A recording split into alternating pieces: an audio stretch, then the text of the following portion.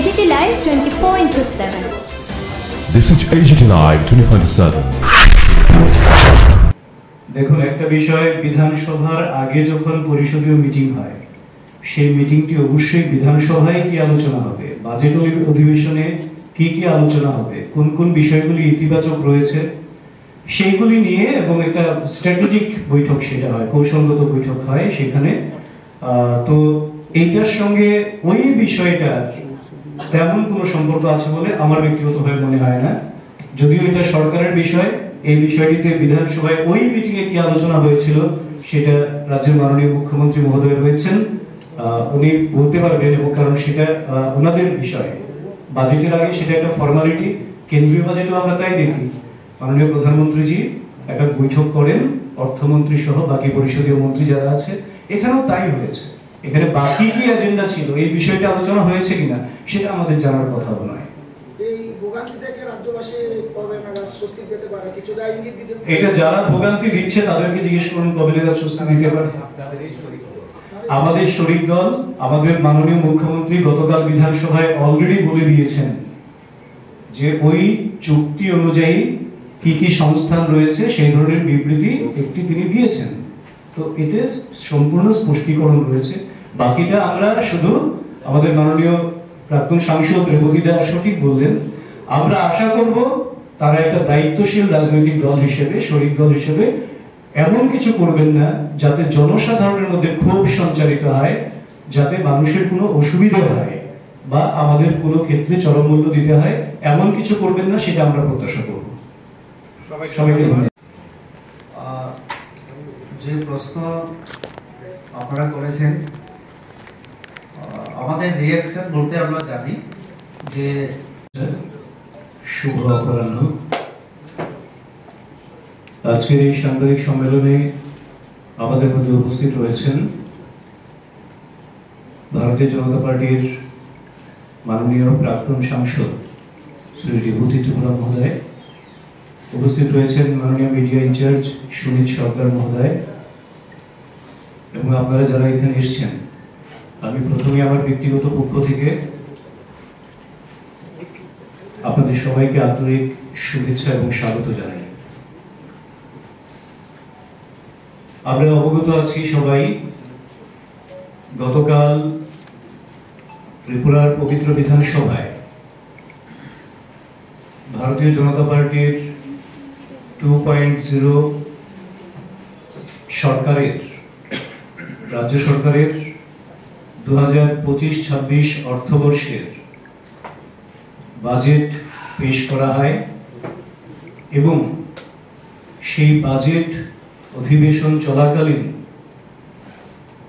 প্রথম দিনেই রাজ্যের মাননীয় মুখ্যমন্ত্রী অধ্যাপক ডক্টর মানিক সাহা মহোদয় রাজ্যের সকল কর্মচারী পেনশনারদের জন্য 3% ডিএ ডিআর ঘোষণা করেন। এই ঐতিহাসিক বাজেটের জন্য এবং এই ডিএ ডিআর ঘোষণার জন্য ভারতীয় জনতা পার্টি ত্রিপুরা প্রদেশের পক্ষ থেকে তথা রাজ্যবাসীর পক্ষ থেকে আমরা রাজ্য সরকারকে, সরকারের মাননীয় মুখ্যমন্ত্রী, মাননীয় অর্থমন্ত্রী সহ অন্যান্য মন্ত্রী পরিষদ যারা রয়েছেন সবাইকে আন্তরিক শুভেচ্ছা এবং অভিনন্দন জানাই, ধন্যবাদ জ্ঞাপন করছি আমরা একটা সর্বস্পর্শী, সর্বব্যাপী, অন্তর্ভুক্তিমূলক এবং মানবিক বাজেট পেশ করার জন্য। আমরা দেখেছি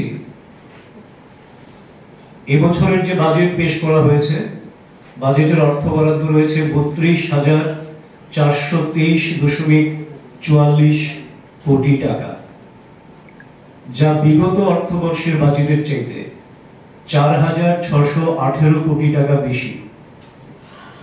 এবং সবচেয়ে গুরুত্বপূর্ণ বিষয় যেটা, 2017-18 সালে যখন শেষবার এ রাজ্যে যারা শোষণ করেছিল রাজ্যটাকে, যারা নৈরাজ্য কায়েম করেছিল, সেই বামফ্রন্ট তথা সিপিএম এর যে বাজেট পেশ হয়েছিল তার পরিমাণ ছিল 15,956 কোটি টাকা। অর্থাৎ বিগত 7 বছরে ভারতীয় জনতা পার্টির নেতৃত্বাধীন ত্রিপুরা সরকার মাননীয় মুখ্যমন্ত্রী অধ্যাপক ডক্টর মানিক সাহাজির নেতৃত্বে 7 বছরের মধ্যে ত্রিপুরার বাজেট বরাদ্দকে 103 গুণ বাড়িয়ে দিয়েছেন, যেটা রাজ্যের জন্য একটা নতুন ইতিহাস, রাজ্যের অর্থনৈতিক সমৃদ্ধি প্রবৃদ্ধি, তার জন্য একটা নতুন ইতিহাস রচিত হয়েছে। এবং এই বাজেটের সবচেয়ে গুরুত্বপূর্ণ একটা বিষয় সেটা হচ্ছে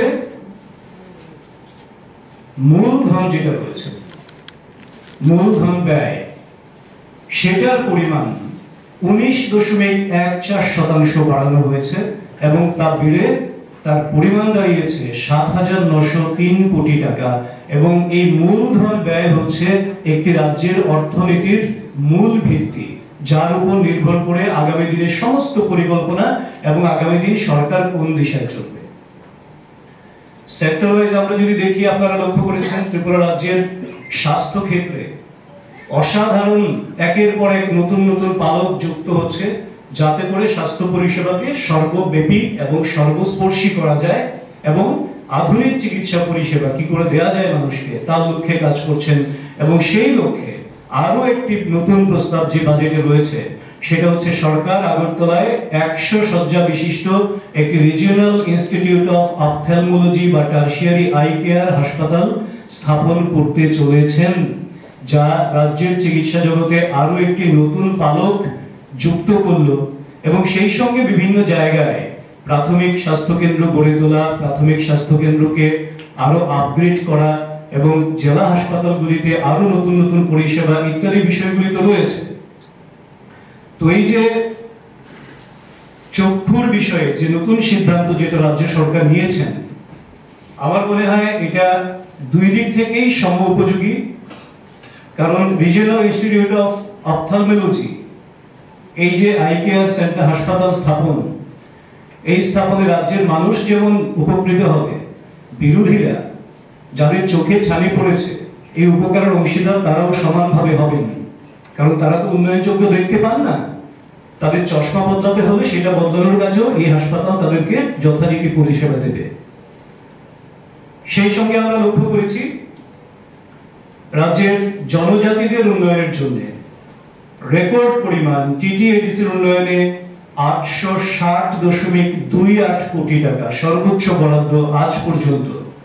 এবং সেই সঙ্গে জনজাতিদের সাংস্কৃতিক বাদ্যযন্ত্র প্রশিক্ষণ, তাকে বাঁচিয়ে রাখার জন্য সুপার 100 প্রকল্পে জনজাতিদের নিট, জেই সহ ইউপিএসসির কোচিং এর জন্য কিংবা অন্যান্য প্রকল্পে ব্যাপক পরিমাণ অর্থ বরাদ্দ করা হয়েছে। সবচেয়ে গুরুত্বপূর্ণ যেটা, ট্রাইবাল সাব প্ল্যানে যার অধিকাংশ টাকাটাই শুধুমাত্র এডিসি এরিয়াতে ব্যয় হয়, সেখানে 7,148 কোটি টাকার বরাদ্দ রয়েছে, যেটা একটা নতুন ইতিহাস। এবং আমরা যেটা বলি যে সমতল এবং পাহাড় উন্নয়নের সমান তালে এগিয়ে যাবে, সেই লক্ষ্যমাত্রা পূরণে এই বরাদ্দ সহযোগিতা করবে। সেই সঙ্গে সংখ্যালঘু অধ্যুষিত যে সমস্ত গ্রামগুলি রয়েছে আমাদের, সেখানেও পরিকাঠামো নির্মাণ, তার জন্য আপনাদের সবাইকে আন্তরিক শুভেচ্ছা। আপনারা অবগত আছেন এখনো কিছু কিছু পরিবার তো রয়েছেন যারা গরিব পরিবার রয়েছেন, এখনো যারা হয়তো পিজিভুক্ত পরিবার, তাদের ক্ষেত্রে কন্যা সন্তানের বিবাহের সময় একটি সমস্যা হয়, আর্থিক সমস্যা। সেই জন্য মাননীয় মুখ্যমন্ত্রীর নেতৃত্বে মাননীয় অর্থমন্ত্রী রণজিৎ সিংহ রায় মহোদয় এই বাজেটে তাদের বিবাহের জন্য 50,000 টাকা করে অর্থের সংস্থান রেখেছেন। এবং এই টাকাটা ব্যয় করবেন এসডিএম এর মাধ্যমে, যেখানে গণবিবাহ আয়োজন করে এসডিএম যাদের দুস্থ পরিবার রয়েছে, আর্থিকভাবে পিছিয়ে পড়া পরিবার রয়েছে, তাদেরকে 50,000 টাকা করে প্রতি পরিবার এই সরকার তাদেরকে সহযোগিতা করবে। শিক্ষা ক্ষেত্রে কিংবা যুব কল্যাণ, ক্রীড়া ক্ষেত্রে অনেকগুলি গুরুত্বপূর্ণ সিদ্ধান্ত নেওয়া হয়েছে। আমবাসা, কাকরাবন, করবুকে নতুন ডিগ্রি কলেজ স্থাপনের উদ্যোগ গ্রহণ করা হয়েছে। আমাদের রাজ্যে কোনো মহিলা বিশ্ববিদ্যালয় নেই। বর্তমান যেটা মহিলা কলেজ রয়েছে সেটাকে মহিলা বিশ্ববিদ্যালয়ে উন্নীত করা, বর্তমান যেটা রাজ্যে টিআইটি রয়েছে সেটাকে স্টেট টেকনিক্যাল ইউনিভার্সিটিতে রূপান্তরিত করা, এবং সেই সঙ্গে দেখুন ছাত্রছাত্রীদের পড়াশোনায় যাতে ব্যাঘাত না ঘটে, তারা যাতে বিনামূল্যে নিজেদের পড়াশোনার গুণমানকে আরো উন্নত করতে পারে, সরকারি উদ্যোগে এই প্রথম ত্রিপুরা রাজ্যের প্রতিটা মহকুমায় কোচিং সেন্টার খোলা হচ্ছে। কিসের জন্য? ইংরেজি এবং বিজ্ঞান এই দুটো বিষয়ে সরকারি উদ্যোগে প্রতি মহকুমায় 100 জন ছাত্রছাত্রীকে বিনামূল্যে কোচিং দেবে, যাতে তাদের পড়াশোনা আরো বেশি সুনিশ্চিত হয়, তারা যাতে আরো বেশি অ্যাচিভার হতে পারে। এবং প্রতি মহকুমায় একটি করে, শুধু সদর মহকুমাতে 3টি হচ্ছে, যেহেতু তার পরিসর অনেক বড় রয়েছে এই ধরনের 3টি সেন্টার হবে। সেই সঙ্গে হাপানিয়াতে একটি centre for computer based examination. আমরা দেখি আইবিপিএস, রেলওয়ে রিক্রুটমেন্ট বোর্ড কিংবা এসএসসি, সিইউটি এই ধরনের পরীক্ষাগুলি হয়, তাদের জন্য তাদের কোচিং এর ব্যবস্থাও সেখানে করা হবে। প্রায় 1000 ছাত্রছাত্রীকে সেখানে কোচিং এর ব্যবস্থা করা হচ্ছে সরকারি উদ্যোগে। তো এই সরকার যারা এইভাবে সিদ্ধান্ত নেয়, তাদের প্রত্যেকটা সিদ্ধান্ত আপনারা দেখুন, কি ছাত্রছাত্রীর কথা বলুন, কি যুবক যুবতীদের কথা বলুন, কি মাতৃশক্তির কথা বলুন, কিংবা প্রতিযোগিতামূলক পরীক্ষা উত্তীর্ণ হওয়ার জন্য ত্রিপুরা কম্পিটিটিভ এক্সামিনেশন সেন্টার আগরতলায়, উদয়পুরে এবং আমবাসায়, মানে 3টে জেলা হেডকোয়ার্টারে হচ্ছে, যার জন্য বরাদ্দ রয়েছে এখানে, যাতে করে এই সমস্ত পরীক্ষায় পরীক্ষার্থী হিসেবে ছেলেমেয়েরা সফল হতে পারে। তার জন্য যাতে রাজ্যের বাইরে, অনেক ছেলে মেয়ে আছে আমাদের রাজ্যের বাইরে গিয়ে সেই ধরনের কোচিং নিতে চায়, তার যাতে প্রয়োজন না হয়, তার জন্য সরকার তাদের দায়িত্ব নিয়েছেন, এবং যাতে করে তারা পরবর্তী সময়ে বড় ধরনের অ্যাচিভার হতে পারে। এছাড়া গন্ডারপিসা কাকরাবনে সিনথেটিক টার্ফ, বাধারঘাটে 200 শয্যা বিশিষ্ট স্পোর্টস হোস্টেল নির্মাণ, 50টা ওপেন জিম নির্মাণ, মাল্টিপারপাস স্পোর্টস ইনডোর হল কৈলাসহর উদয়পুরে নির্মাণ, খেলাধুলার সঙ্গে যুক্ত যারা রয়েছেন, যুব সম্প্রদায় যারা রয়েছেন, তাদেরকে স্পোর্টসের মাধ্যমে তাদের প্রতিভার বিকাশ এবং তাদের নেশা মুক্তি ঘটানো, তাদেরকে সুস্থ ভবিষ্যৎ গঠন করার জন্যই এই বিষয়গুলো রয়েছে। আমরা বহু ক্ষেত্রে দেখি সমাজের একটা বড় অংশ রয়েছেন দিব্যাঙ্গ যারা রয়েছেন, ডিফারেন্টলি এবলড, তারা সব করতে পারেন না, কিন্তু কোথাও না কোথাও তাদের মধ্যে কিছু কিছু গুণ রয়েছে যেখানে তারা সক্ষমতা রয়েছে তাদের পেনশনকে রাজ্য সরকার এই বাজেটে 2000 টাকা থেকে বাড়িয়ে 5000 টাকা করেছেন। মানে ইতিমধ্যেই যারা পেনশন পাচ্ছেন 2000 টাকা, তারা এখন 5000 টাকা পাবেন, আর যারা নতুন অন্তর্ভুক্ত হবেন তারা প্রথম থেকেই 5000 টাকা করে পেনশন পাবেন। এবং তারা যেহেতু সবার সঙ্গে মিশতে পারেন না, তাদের মধ্যে নিজস্ব একটা মিলমিশ রয়েছে, তাদেরও তো একটা জীবন রয়েছে, তাদেরও এন্টারটেইনমেন্টের একটা দরকার রয়েছে, তাদের মানসিক বিকাশে, মানসিক প্রশান্তির জন্য একটা বিনোদন কেন্দ্র রাজ্য সরকার তৈরি করতে চলেছে আগরতলায়, যার জন্য সুনির্দিষ্টভাবে অর্থ বরাদ্দ রয়েছে, যেখানে তারাই তাদের সঙ্গে ইন্টারেক্ট করবেন, কথা বলবেন, খেলাধুলা করবেন, এবং সেটা সম্পূর্ণ সরকারি নিয়ন্ত্রণে, সরকারি সিকিউরিটিতে, সরকারিভাবে নিয়ন্ত্রিত হবে সেটা। সেই সঙ্গে আমাদের রাষ্ট্রকে যারা প্রতিনিয়ত সুরক্ষা দিচ্ছেন, যারা শহীদ পরিবার রয়েছেন, আর্মি থেকে হোক কিংবা সিএপিএফ পার্সোনাল যারা রয়েছেন, তাদের ক্ষেত্রে শহীদ সেনাদের 18 ঊর্ধ্ব অবিবাহিত সন্তানদের জন্য মাসিক 2000 টাকা করে প্রদান করার বরাদ্দ এই বাজেটে রয়েছে। পলিটিক্যাল পার্টিরা এর সমর্থনও করছে। আপনাদের পার্টির কি স্ট্যান্ড, যদি সেই বিষয়টা একটু বলেন। সরকারের চিন্তা ভাবনা করছে, কিন্তু আপনাদের পার্টির কি স্ট্যান্ড? এই রোমান স্ক্রিপ্টকে আপনারা সমর্থন করেন না করেন? এটা সুব্রতদা বলবেন, যেহেতু পার্টির ব্যাপার। দাঁড়া সুব্রতদা একটু।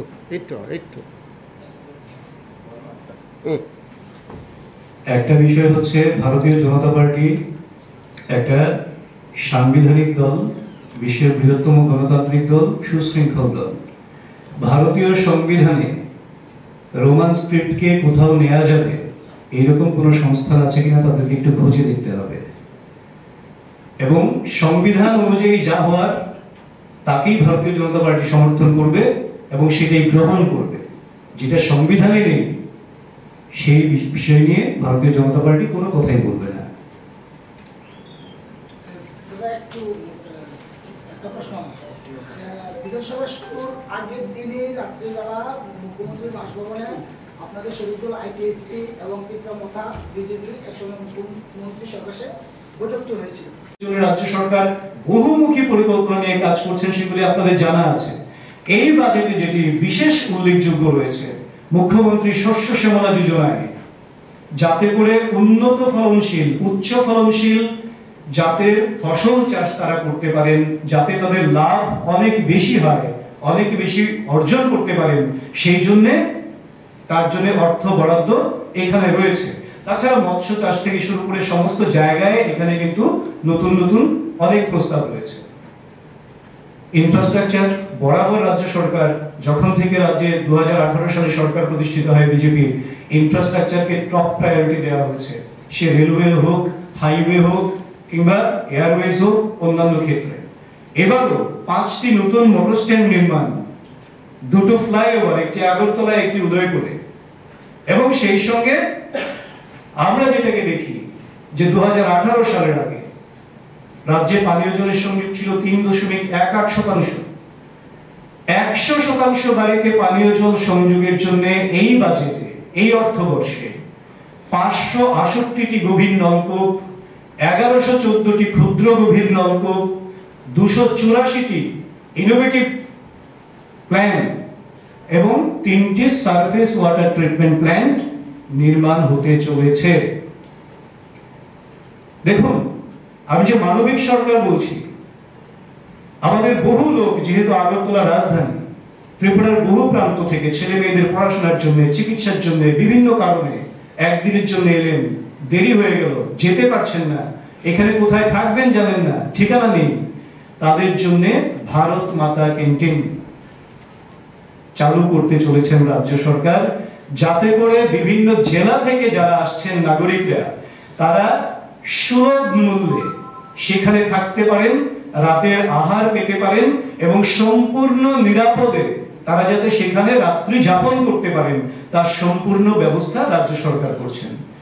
এত কিছু নতুন প্রস্তাবের পর সমাজের সর্বস্পর্শী সব অংশ, ডিপার্টমেন্টগুলোর কথা আমি বললাম না, এখানে প্রত্যেক ডিপার্টমেন্টের জন্য বাজেট 9.5% থেকে শুরু করে 16% পর্যন্ত বৃদ্ধি পেয়েছে, বিভিন্ন ক্ষেত্রে বিভিন্ন রকম, যেখানে যেটা প্রয়োজন। তো এত কিছুর পরেও আমরা দেখলাম গতকাল আশ্চর্যজনকভাবে চর্বিত চর্বণ করে চলেছেন বিরোধীরা, সে হোক সিপিএম হোক কংগ্রেস, যারা এই রাজ্যটাকে অনুন্নয়ন, তোষণ, শোষণ, বঞ্চনার মাধ্যমে দীর্ঘদিন ক্ষমতা দখল করেছিল এবং এটাকে পাথেয় করেই যারা ক্ষমতায় টিকে থাকতে চেয়েছিল, এদেরকে মানুষ যখন উৎখাত করেছে এবং রাজ্যের সরকার যখন সর্বব্যাপী সর্বস্পর্শী অন্তোদয় থেকে শুরু করে সাধারণ মানুষ পর্যন্ত সকলের জন্য কাজ করে চলেছেন, তা দেখে, উন্নয়ন দেখে তাদের চোখ ধাঁধিয়ে গেছে। তারা বলছেন এই বাজেটে দিশাহীন। আসলে নিজেদের রাজনৈতিক জমি হারিয়ে তারা নিজেরা দিশাহীন হয়ে পড়েছেন, অন্ধ ধৃতরাষ্ট্রের মতন অন্ধকূপে জীবনযাপন করছেন। তার জন্যই গণবর্জিত ওই সমস্ত রাজনৈতিক দল জনকল্যাণকামী, সংস্কারমুখী, উন্নয়নকামী, বিকশিত ত্রিপুরার যে বাজেট পেশ হলো, তাকে তারা এইভাবে সমালোচনা করছেন। আপনাদের মাধ্যমে রাজ্যের জনগণের কাছে আমরা আবারও বলবো, এই সরকার একটা জবাবদিহি সরকার হিসেবে কাজ করছে। এই সরকার প্রত্যন্ত থেকে শুরু করে বিকাশের মাত্রায় কাজ করছে, সমস্রোতে যাতে বিকাশ হয় তার কাজ করছে। এই সরকার দলিত থেকে শুরু করে, কৃষক থেকে শুরু করে, নারী যুব থেকে শুরু করে, ছাত্র ছাত্রী থেকে শুরু করে, সংখ্যালঘু থেকে শুরু করে প্রত্যেকের জন্য নতুন নতুন কর্মসূচি এবং পরিকল্পনা গ্রহণ করে কাজ করছেন। কারণ আমরা যেহেতু সবকা সাথ সবকা বিকাশ বলি, তার জন্য সবকা প্রয়াস সবকা বিশ্বাস সেটাও আমাদের মাথায় রয়েছে এবং এর মাধ্যমে এক ত্রিপুরা শ্রেষ্ঠ ত্রিপুরা নির্মিত হবে এবং তার নির্মাণের জন্য বিকশিত ত্রিপুরা নির্মাণের এই বাজেট পেশ করার জন্য আবারও আমরা ভারতীয় জনতা পার্টি ত্রিপুরা প্রদেশের পক্ষ থেকে রাজ্যের মাননীয় অর্থমন্ত্রী প্রণজিৎ সিংহ রায় মহোদয় এবং রাজ্যের যশস্বী মুখ্যমন্ত্রী অধ্যাপক ডক্টর মানিক সাহা মহোদয় সহ সমস্ত ক্যাবিনেট মন্ত্রী পরিষদকে আমরা আন্তরিকভাবে ধন্যবাদ এবং কৃতজ্ঞতা জানাই এবং আশা করি রাজ্যবাসী রাজ্যের উন্নয়নের যে কর্মযজ্ঞ নতুন করে রাজ্য সরকার গ্রহণ করেছেন তার সঙ্গে শরিক হবেন এবং রাজ্যের বিকাশে আপনাদের সক্রিয় সহযোগিতা এবং ভূমিকা আপনারা পালন করবেন। সবাইকে নমস্কার। উপস্থিত রয়েছেন মাননীয় মিডিয়া ইনচার্জ সুনীত সরকার মহোদয় এবং আপনারা যারা আমাদের সরকার চলছে রাজ্যে। আর একটা প্রশ্নে আপনারা উল্লেখ করেছেন যে অ্যাম্বুলেন্স আটকে দিচ্ছে এবং আগামী সোমবার থেকে আরো বৃহত্তর আন্দোলনের প্রস্তুতি ওনারা নিচ্ছেন। আমি মনে করি আন্দোলন গণতান্ত্রিক অধিকার আমাদের, কিন্তু এই জিনিসটা আমাদের খেয়াল রাখা দরকার যাতে সাধারণ মানুষ, অন্তত রোগী, ছাত্রছাত্রী, বয়স্ক লোক, তাদের যেন কষ্ট না হয়। অ্যাম্বুলেন্স সাধারণত যারা রোগী তাদেরকে নিয়ে যাওয়া হয়। আমরা সাধারণত যেটা দেখি অ্যাম্বুলেন্স পরিষেবা এটা ধর্মঘট স্ট্রাইকের আওতার বাইরে রাখা হয়। আমি জানি না যদি এরকম হয়ে থাকে খুব দুঃখজনক। এগুলি যারা আন্দোলনরত তাদের দেখা উচিত। রোমান হরপের আন্দোলন আজকে থেকে না, আপনারা সবাই জানেন, আমরা সবাই ত্রিপুরাবাসী জানি। গতকাল মাননীয় মুখ্যমন্ত্রী বিধানসভায় স্পষ্টভাবে বলেছেন যে উনি যে কোনো স্ক্রিপ্ট যদি ত্রিপুরা রাজ্যের যারা ককবরক ভাষাভাষী, যারা লিখেন, যারা লেখক, সাহিত্যিক, বুদ্ধিজীবী, সকলের সঙ্গে পরামর্শক্রমে তিনি যে কোনো স্ক্রিপ্টকে গ্রহণ করতে রাজি। কিন্তু এটাও আমরা জানি যে পূর্বতন সরকার বামফ্রন্টের আমলে সরকারি সিদ্ধান্ত ছিল বাংলা হরফে। তার জন্য বাংলা হরফে হয়তোবা বেশিরভাগ লোক লিখছেন, এটা ককবরকের ক্ষেত্রে আমি দেখছি। তো মাননীয় মুখ্যমন্ত্রী বলার পরে নিশ্চয়ই আমাদের পরিষ্কার যে আলোচনা ক্রমে আমাদের যেহেতু শরিক দল, তাদের ক্যাবিনেট মন্ত্রী আছেন, আমাদের দুইজন মন্ত্রী আমাদের ক্যাবিনেট মন্ত্রিসভায় রয়েছেন, তারা বাইরে এবং ভেতরে সব জায়গায় আলোচনা করেই সেটা আমরা করতে পারি। তো কাজে আমি তাদের প্রতি অনুরোধ করব যে এরকম কোনো আন্দোলন যাতে না করে, যাতে ত্রিপুরার মানুষের ককবরক ভাষাভাষী, বাংলা ভাষাভাষী আমরা যারাই আছি ত্রিপুরা রাজ্যে, আমাদের যেন সেই চরম মূল্য দিতে না হয়, অসুবিধা তৈরি না হয়। আমি এই জন্যই তাদের প্রতি আমার আহ্বান যে গণতান্ত্রিক অধিকার আছে আন্দোলন করার, কিন্তু সেটা যেন ধ্বংসাত্মক রূপ না নেয়। সেই জায়গায় একটা প্রশ্ন, ত্রিপাক্ষিক চুক্তি হয়েছিল দিল্লিতে গত বছর, যে লেটারটা পাবলিশ করা হয়েছিল, সেই লেটারই রয়েছে যে কোনো ধরনের মানুষের ইয়ে না করে, কষ্ট না দিয়ে, সমস্যা না বাড়িয়ে আন্দোলন করা যাবে। তো এক্ষেত্রে কি সেই ত্রিপাক্ষিক চুক্তির যে শর্ত, সেই শর্ত লঙ্ঘন করা হচ্ছে কি? আমি আপনার সাথে একমত যে চুক্তি হয়েছে, আমাদের চুক্তিতে একটা ব্যাপারে আমরা আপনাদের মাধ্যমে আমি দেখেছি, কারণ সেটা হয়েছে কেন্দ্রীয় সরকার, রাজ্য সরকার এবং ওই দলের সাথে। তো পত্রপত্রিকায় আপনাদের মাধ্যমে আমরা যেটা দেখেছি সেটাই আমিও জানি যে সেখানে অলিখিতভাবে হয়তোবা ছিল যে আন্দোলন করতে গেলে কিছু নিয়ম কানুন মেনে তাদেরও করতে হবে। তার জন্যই 6 মাস পর্যন্ত তারা আন্দোলনও করেনি, কিন্তু এখন দেখছি তারা বিভিন্ন ইস্যুকে কেন্দ্র করে আন্দোলনে যাচ্ছে। সেটা আমি পরিষ্কার বলতে পারবো না। আপনারা যদি ওই দলের যারা নেতৃত্ব তাদেরকে যদি জিজ্ঞেস করেন তাহলে ওনারাই পরিষ্কার করে বলতে পারবেন।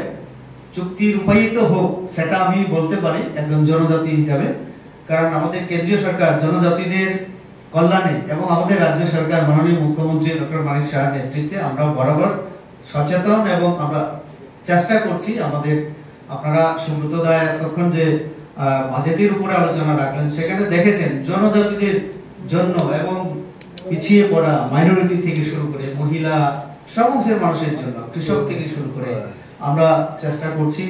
বাজেট বরাদ্দ যেমন বাড়ানো হয়েছে, নতুন নতুন পরিকল্পনা হাতে নেওয়া হয়েছে, যদিও তারপরেও আমাদের বিরোধীরা বলবে অনেক কিছু দিশাহীন, অনেক কিছু যারা নিজেরাই দিশাহীন, তো সেটা আমি বলবো যে বাস্তবায়ন তাড়াতাড়ি হোক চুক্তি। আমরা বিজেপির তরফ থেকেও, জনজাতির মোর্চার তরফ থেকে অনেক আগেই, চুক্তির অনেক আগে আমরা বিভিন্ন সময় বিভিন্নভাবে আমাদের কথাগুলি আমরা উপস্থাপন করেছি। এডিসির উন্নয়নের ব্যাপারে, এডিসির আর্থিক ক্ষমতায়ন, প্রশাসনিক ক্ষমতায়ন, আরো কি করে বিকাশ করা যায়, আমরা আমাদের দলের তরফ থেকে, বিজেপির দলের তরফ থেকে আমরা কেন্দ্রীয় সরকারের কাছে অলরেডি আমরা দিয়ে রেখেছি। স্যার আরেকটা বিষয় হচ্ছে যে ওরা তীব্রমথা, আপনাদের শরীর দল তীব্রমথা যে যুব সংগঠন রয়েছে স্টুডেন্ট ফেডারেশন, তারা যে রোমান স্ক্রিপ্টের দাবিতে বিভিন্ন জেলাতে মহকুমাতে রাস্তা অবরোধ করছে, এমনকি অ্যাম্বুলেন্সও আটকে দিচ্ছে, সেক্ষেত্রে বিজেপি স্পষ্টীকরণ কি রয়েছে যদি একটু বলুন। এবং আজকে একটা সেই সঙ্গে যুক্ত করছি, আজকে কিছু সময় আগে প্রেস ক্লাবে সাংবাদিক সম্মেলন করে ওরা বলেছিল সোমবারে আন্দোলনের তীব্রতা আরো বাড়িয়ে দেবে। 2018 সালে যখন শেষবার এ রাজ্যে যারা শোষণ করেছিল রাজ্যটাকে, যারা নৈরাজ্য অর্থবর্ষের বাজেট পেশ করা হয় এবং সেই বাজেট অধিবেশন 32,423.44 কোটি টাকা, যা বিগত অর্থবর্ষের বাজেটের চাইতে 3% ডিএডিআর ঘোষণা করেন। এই ঐতিহাসিক কতটা স্বীকার করবেন জানি না, আপনি কয়েকটা জায়গা যাওয়ার পর এমন কথা বলা হচ্ছে। এখন কি পূর্ব ত্রিপুরার সাংসদ জনগণের সঙ্গে বিচ্ছিন্ন না জনগণের সঙ্গে আছে বলে আপনি মনে করেন? এই কথা আমি শুনিনি। আমাকে সেই দিন জিজ্ঞেস করেছিলেন যে আমার উত্তর ত্রিপুরা জেলায় যাওয়ার উদ্দেশ্য। আমি বললাম এখন তো আমি একজন পার্টির একজন কার্যকর্তা হিসেবে যে কোনো জায়গায় যেতে পারি, যেহেতু আমার প্রশাসনিক দায়িত্ব এখন নেই। তো সেখানে কেউ হয়তো বা প্রশ্ন করেছিলেন বর্তমান সাংসদকে নিয়ে, তো আমি এই কথাই পরিষ্কার বলেছি যে বর্তমান সাংসদের কথা উনি নিজেই বলতে পারবেন, কারণ আমি যতটুকু জানি বিভিন্ন জেলায় যে দিশা মিটিং হয় সেখানে তিনি উপস্থিত হয়েছিলেন এই মাঝখানে। তার বাইরে আমি কিছু বলতে পারবো না, কারণ এটা ওনার কাছ থেকে আপনারা জেনে নেন। আমি যাচ্ছি আপনি পার্টির যে মিটিংগুলো করছেন বা মানুষের সঙ্গে দেখা করছেন, তখন মানুষ কি বলছে আপনাকে? বুঝতে পেরেছি। আমি যখন যেখানে যাই একজন পার্টির কার্যকর্তা হিসেবে যাই, তো পার্টির কথাই আলোচনা হবে, সেখানে অনেক কথা জিজ্ঞেস করবে না। আমাদের নাড্ডাজি এই সাম্প্রতিক সফরে কয়েকটা কথা বলে গিয়েছিলেন, আমরা যারা কার্যকর্তা আমরা যেন জেলাতে প্রবাস করি, মন্ডলে প্রবাস করি। তো সেই হিসাবে আমার যাওয়া, গতকালও আমার গন্ডাছড়ায় যাওয়ার কথা ছিল, কিন্তু এই স্ট্রাইকের কারণে আমি যেতে পারিনি, তার জন্য আজকে এখানে। তো সেটা আমরা অনেকেই করে থাকি। তো আমাদের কার্যকর্তাদের সঙ্গে আমাদের সাংগঠনিক ব্যাপারে কথা হয়, তো সেখানে অন্য কোনো প্রশ্ন আসার কোনো প্রশ্নই উঠে